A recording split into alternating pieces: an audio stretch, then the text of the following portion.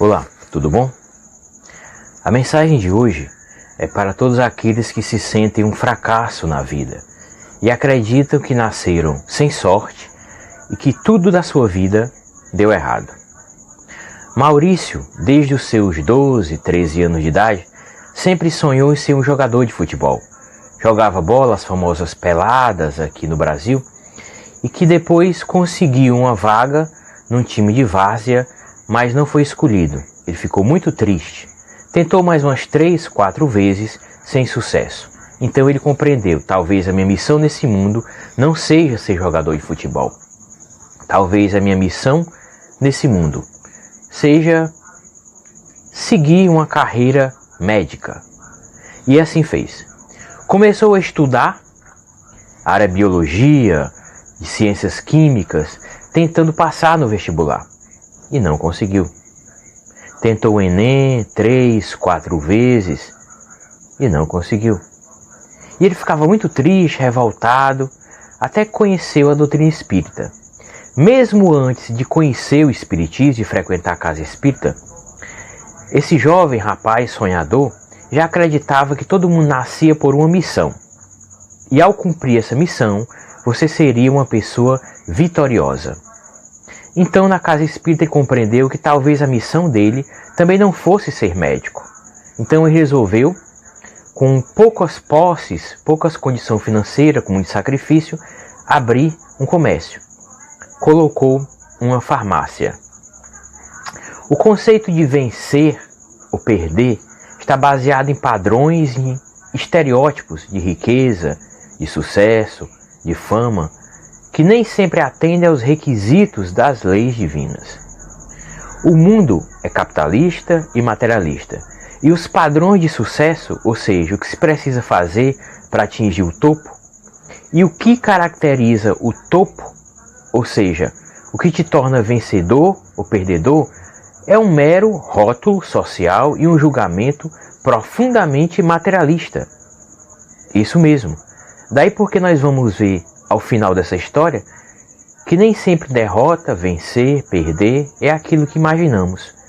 E basear nossa vida, nossa felicidade, realização em nossos sonhos, naquilo que a sociedade determina, é um equívoco. Ele abriu sua farmácia, começou a trabalhar muito, mas também não teve sucesso. Ele não sabia por que tudo que ele tentava dava errado. E agora, espírita, começou a ler as obras, perguntava aos mentores da casa espírita por que ele não tinha sorte. Porque seus amigos cresciam financeiramente e ele não. Em meio a essa busca por um crescimento e empreendedorismo, seu velho pai adoeceu. Adoeceu gravemente e ficou acamado. E a situação piorou. Como se não bastasse as dificuldades e a falta de sorte do jovem em crescer profissionalmente, em colocar um negócio que desse certo, agora ainda tinha que cuidar do velho. Enfim, era uma obrigação como filho e ele jamais desampararia seu pai. Só que ele precisava trabalhar e o pouco do dinheiro que ele conseguia na farmácia, que não dava lucro, só estava dando para os remédios do pai, as contas, as faturas do mês. Enfim, ele teve que fechar a farmácia, pediu um emprego na padaria, o emprego não era muito bom, ganhava pouco, o patrão humilhava, destratava, mas enfim, ele precisava fazer alguma coisa.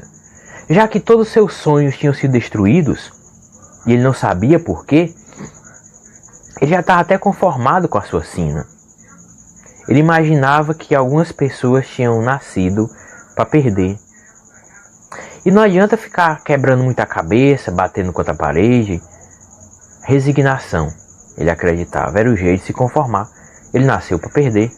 Algumas pessoas, ele dizia, embora a doutrina espírita não falasse isso, e mesmo estudando as obras básicas, ele criou essa convicção de que algumas pessoas nascem para perder e outras nascem para vencer. Ele era do primeiro caso. Cuidou do seu velho pai até o desencarne dele. Chorou, sentiu falta, mas compreendeu que o pai dele agora estava melhor, porque nos últimos dias de vida ele tinha sofrido muito. E era muito doloroso para ele ver o seu pai, que sempre foi independente, agora acamado, dependendo dele para tudo.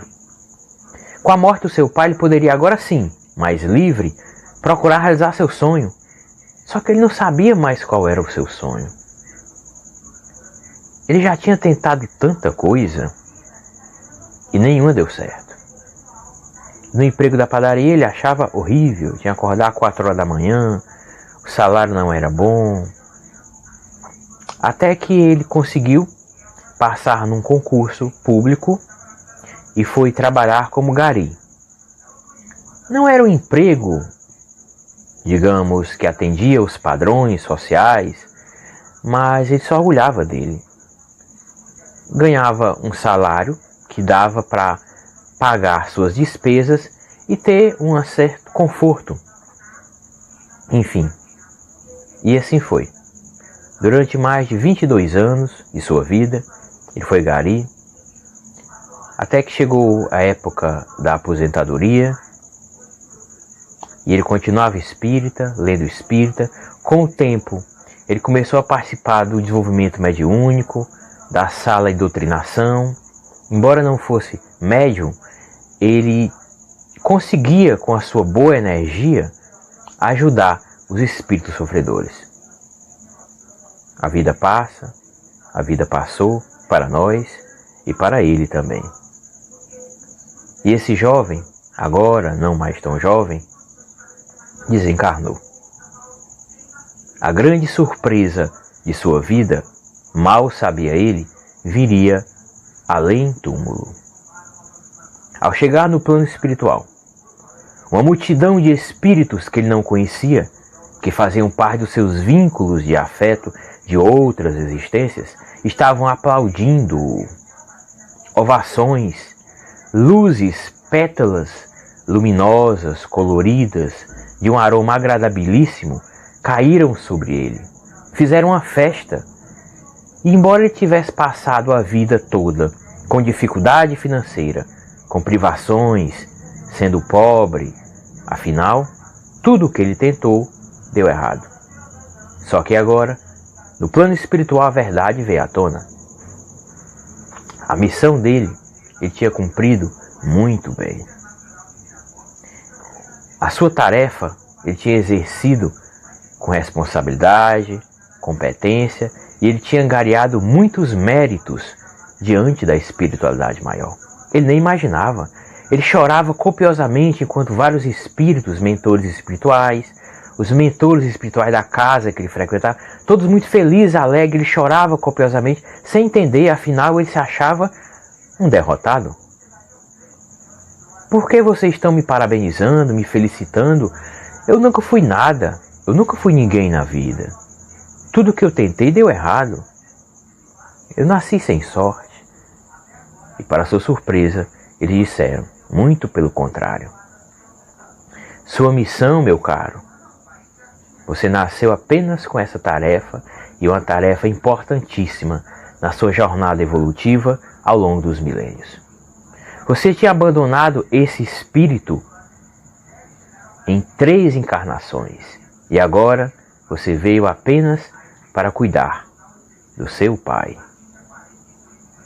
Exigiria sacrifício, renúncia, você teria até que abdicar dos seus sonhos, mas ao cuidar do seu pai, você sai da existência carnal como vitorioso.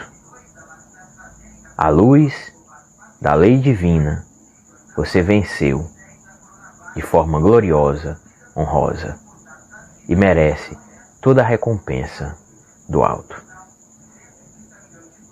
Com essa história, meus amigos, trago a seguinte reflexão ao final dessa mensagem. Será que sabemos realmente o que é vencer, o que é perder?